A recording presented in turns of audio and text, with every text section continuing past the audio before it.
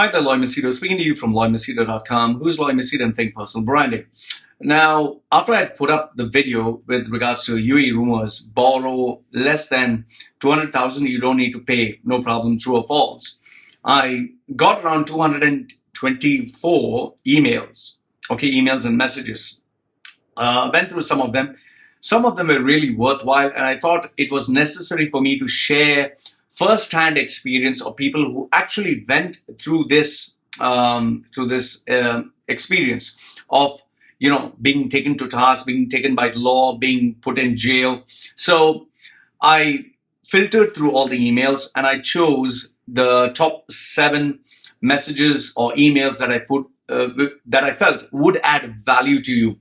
So if you have taken a loan or you are you want to understand the law that is behind the 200,000 or less than that, can you get away with it?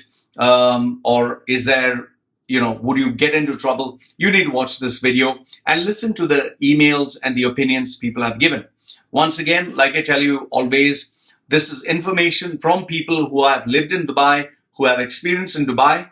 I would always recommend that you seek professional advice. Just as I tell people, if you want a job, make your resume professional, get proper interview skills, learn the strategy of how to get a job, come to me, because I'm a professional and I recommend others going to seek professional help. Even where this is concerned, seek proper professional help. Don't just take one opinion, take multiple opinions. And if you go to a lawyer, always go through a recommendation or a friend. That's what I had done, I have done, and I've always done.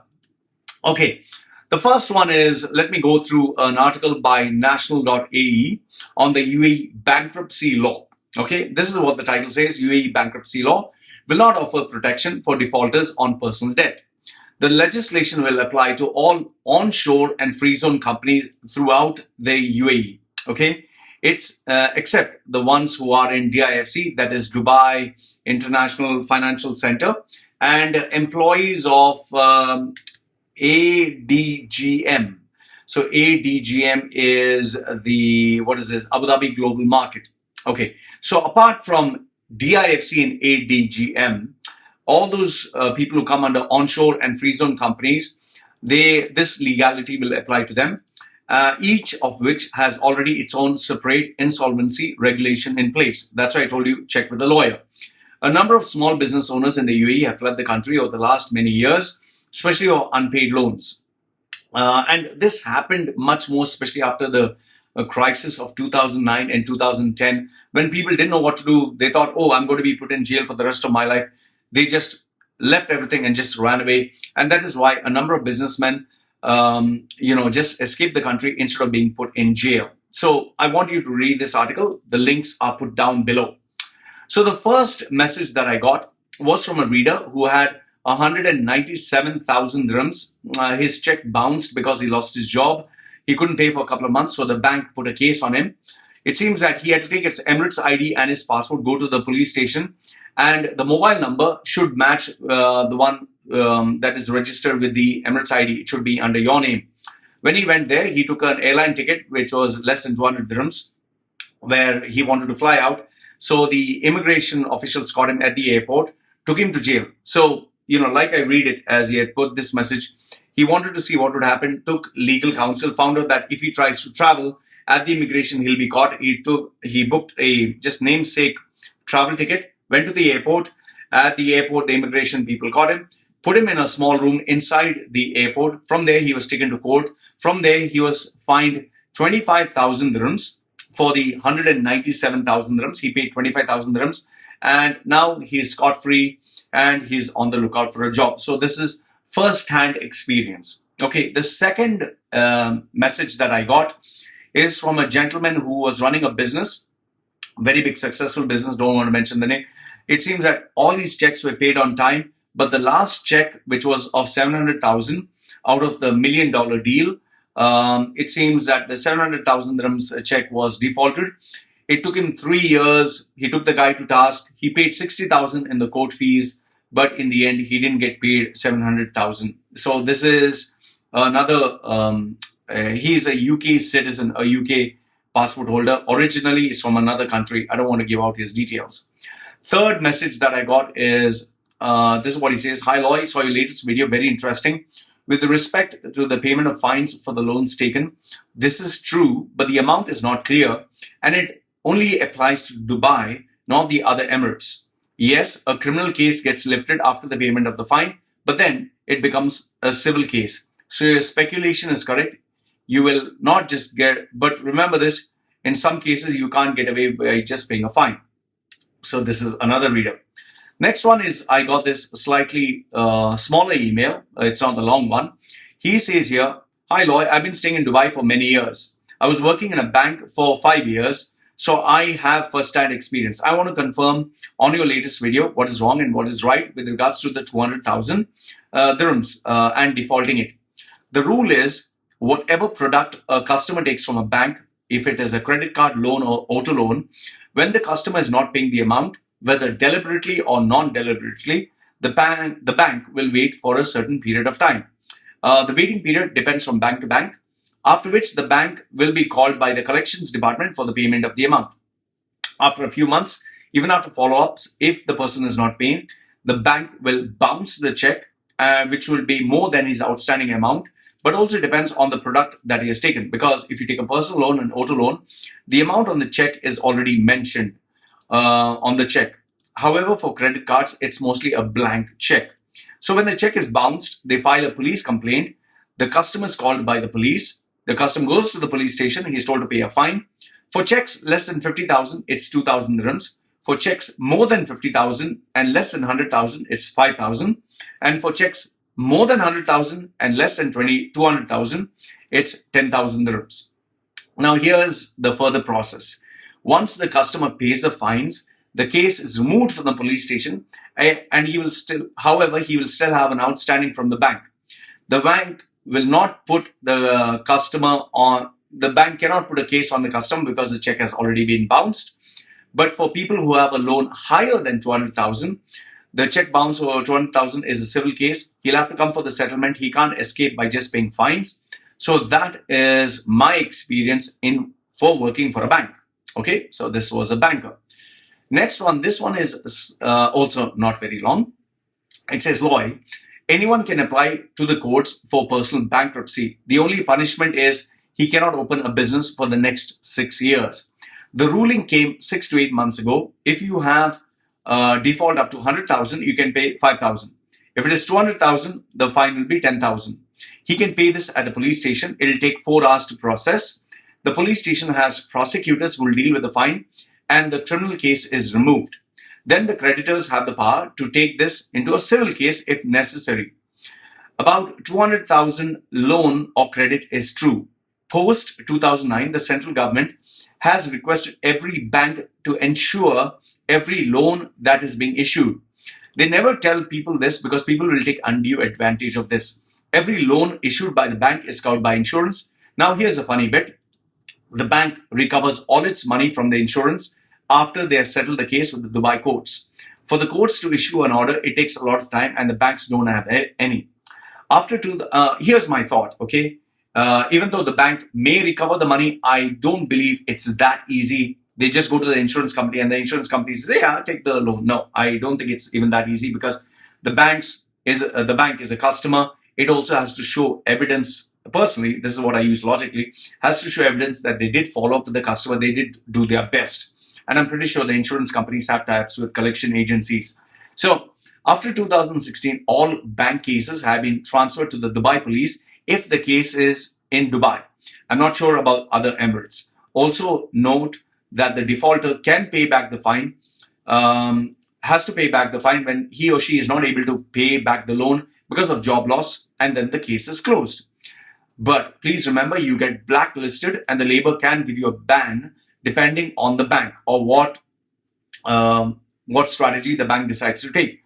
Furthermore, the mortgage is not waived off. Any real estate agent or property related case, any real estate or property related case, you will get absolutely jacked. There's no escape from this. Trade related checks, you'll get jacked. My current boss, who is a local, is currently facing multiple checks from suppliers whom he didn't pay. One of them is an American company whom he owes $6 million Another local distributor, he owes in the range of 3 million. Trade defaulter can go to jail. And that is why I tell you that if it's a trade or property or real estate, then you will get jacked. So this was another email. Now this email, the next one is slightly long, this and the next one. That is why I thought I'd read it out to you. What I like about this email is the guy has given 5 phases. 1, 2, 3, 4, 5, 5 steps. So I want you to listen to this. Now, dear Lloyd, good day to you. Let me give you a detailed 5 phases about defaulting 200,000 dirhams that you might take. With regards to the 200,000 discussion, the viewer who shared this information didn't give you all the information. As a small and medium business owner in Sharjah, I had to face a lot of payments after defaulting going through the recession of 2018-2019. Moreover, I had many discussions as I've had many lawyers under me, and I also have filed cases against people who have been defaulting against me. So, let me explain. Let's say a customer has defaulted on a payment of 195,000, not 200,000, towards my company, a bounce check. The following is applicable to only amounts less than 200,000. If the amount is about 200,000, it's a different approach. So, first is you collect the bounce check from the bank, get their approval letter, approving that the check has bounced. Approach the police station, file a complaint. The police will contact the defaulter, ask him to pay within a few hours or days, depending on the emirate. Option is to issue a travel ban so that the person cannot run away. And it is only possible after the check has been bounced. Okay, this is phase 1. Phase 2, let's assume the defaulter is not paid up even after being contacted. Go to the same police branch with the complaint report, take other details if necessary, meet the public prosecution of the emirate, submit these documents. Public prosecution will order the defaulter to pay or face legal consequence. In case the defaulter is not paid, the public prosecutor will begin the paperwork for charging the defaulter with a criminal case. Criminal case fines, since it's less than 200,000, the amounts are very small. It'll be somewhere between 5,000 to 10,000 dirhams. Or else, if the person still doesn't pay, the person can go to jail. So then he puts it in big bold letters in red. Your viewer is correct until this step. Now let me explain step 3. Step 3 is, after you collect all the documents, including the police complaint, the criminal case file from the public prosecution, copies of these should be legally translated, such as copies of delivery notes, invoices, guarantee letters with the help of your lawyer. Charge a civil case in the civil court of the emirate. The criminal case and civil cases work differently and independently. At this stage, you can ask the civil, this is what he said, at this stage, I can ask the civil court to charge interest of approximately 6 to 12% from the defaulted amount on the check bounce date. I don't know how the number is decided, but it's between 6 to 12%. Also, I can request the civil court to freeze the bank accounts of the defaulter, all his bank accounts, till the whole case is over, so he cannot run away or take his money. The civil court will ensure that the defaulter pays up, spends time in jail, and ensures that he pays back the amount of the defaulted amount in case of company liquidation, sale of assets. By this time, almost all the defaulting cases are completed and the payments are made successfully. This was phase number 3.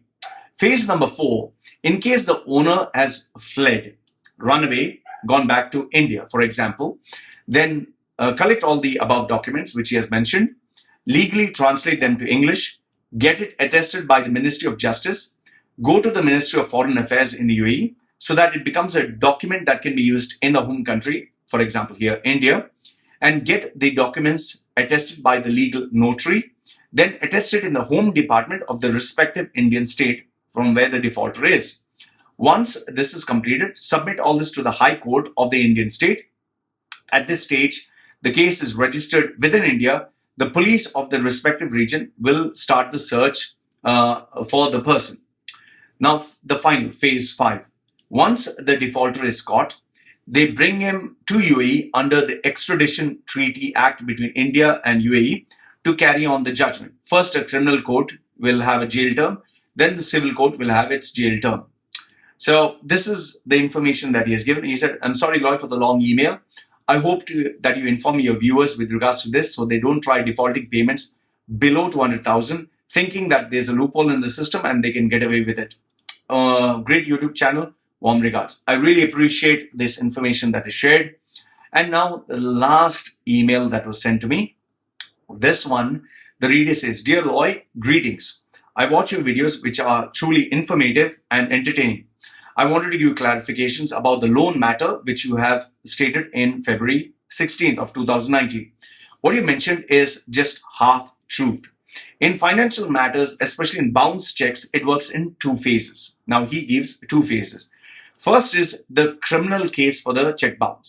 When a check, when the check, which is given as a guarantee against a loan or credit card, gets bounced due to insufficient funds, the banks have to report to the police station where the issuer is summoned and advised to pay, or they try to negotiate. In case of failure, a criminal case is registered and an immediate travel ban is imposed. Once that is where the new laws come into play. If the check amount is less than 200,000, 10 to 15% of the check value is being paid immediately at the police station and the travel ban is lifted. If the check is valued more than 200,000, then the person would be produced before a judge and would be detained, that is jailed. Here they would given an opportunity for the person to pay the fine in installments, or he can request a bail after 30 days. In this case, travel ban would be applicable until the case is resolved. This is where the criminal case for the check bounce would end. Now, after the payment is made, the fines, then the second phase is the civil case for getting the money from the debtor. This is a long procedure of getting the money back, as the banks have to file for the civil case in the civil court, which takes a decision after a lot of procedures, which takes a lot of time, depending on the summons, the pleadings, etc. Travel ban is imposed only after the final judgment by the execution court. Once the judgment becomes final, the court can grant options to the debtors to pay the installments. The bank can request for any assets and movables if there are any. Now, since the second phase is expensive, a lot of legal charges are involved. There's no guarantee for the debt recovery. Banks generally avoid this for smaller amounts. I've also heard that all loans and credit cards are also insured. Not sure. This needs to be verified. I've seen in my friend's case, the banks normally approach debt collectors before going legal. The above information holds good for personal loans and credit cards. Now the important part. You must understand that the banks give us loans to help us with our challenges or difficulties, and we must do our best to pay them. Be clear, especially with issues of non-payment. Bank runs its revenues on the interest gained and the payments made back. So please note that in case there's a default, the defaulter will never get a loan. He will be blacklisted by the credit bureau. Also, in case of non-payments, never ever speak to a debt collector. Never ever just go to any random lawyer for negotiation. Always go to the bank first. And if you have a contact and connection through someone, this is what I would say, go through them. And if you have a friend who works in a bank, that's even better. Never, I repeat, never talk to a debt lawyer or debt collector or lawyer, because they are not interested to help you. They are only interested to make their money. And in the case of debt, they have their targets. Kindly note, I am a jobless person now. I'm not a lawyer, and the above interpretations are purely personal. I would always recommend legal suggestion, which I've always told you. So please do withhold my details, because I need to survive and sustain. Good luck to you. Thanks. So guys, these were the 7 messages, 7 emails that people have sent me with regards to 200,000, that is if you borrow below, and 200,000 and above. So like I said, the purpose of this channel is to give you information to help you. It's more like a public service announcement just to support you. So if you like the video, please give it a thumbs up. Don't like it, give it a thumbs down. Put your comments. I always appreciate. And like I say, if you'd like to support the channel, which really helps me because I spend a lot of time, effort, and money research making these videos, please contribute to, through PayPal to my email address. The details are given in the description box. This is me signing off for now. Take care.